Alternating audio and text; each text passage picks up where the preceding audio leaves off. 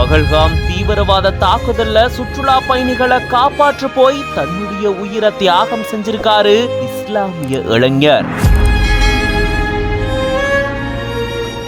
துப்பாக்கி சூடு நடந்தாலும் தைரியத்தோட போயிட்டு தீவிரவாதிகளை தடுக்கும் முயற்சியில ஈடுபட்டு இருந்திருக்காரு இந்த இளைஞர்.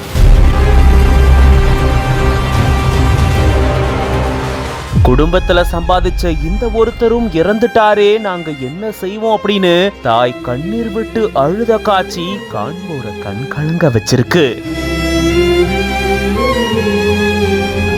காஷ்மீர்ல இருக்கக்கூடிய பகல்காம் மலைப்பகுதியில பைஸ்ரான் பகுதியில தீவிரவாத தாக்குதல்ல சுமார் 25க்கும் மேற்பட்ட சுற்றுலா பயணிகள் உயிரிழந்த இந்த சம்பவம் நாட்டையே உலுக்கியிருக்கு.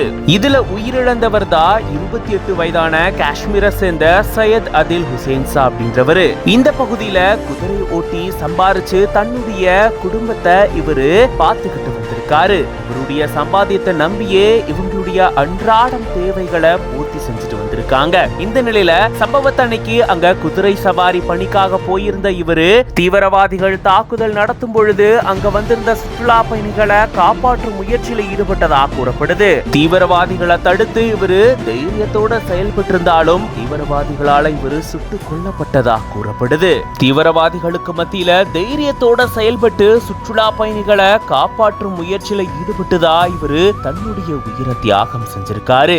இவருடைய குடும்பத்தார்கள் இப்போ இவரை பிரிஞ்சு ரொம்பவே வேதனையில இருக்காங்க. இவருடைய சம்பாத்தியத்தை மட்டுமே நம்பி இருந்த நாங்க இன்னும் என்ன செய்ய போறோம், இதுக்கப்புறம் என்ன ஆக போகுதோ அப்படின்னு சொல்லி கண்ணீர் மல்க பேசியிருக்கிறது காண்போர கண் கலங்க வச்சிருக்கு.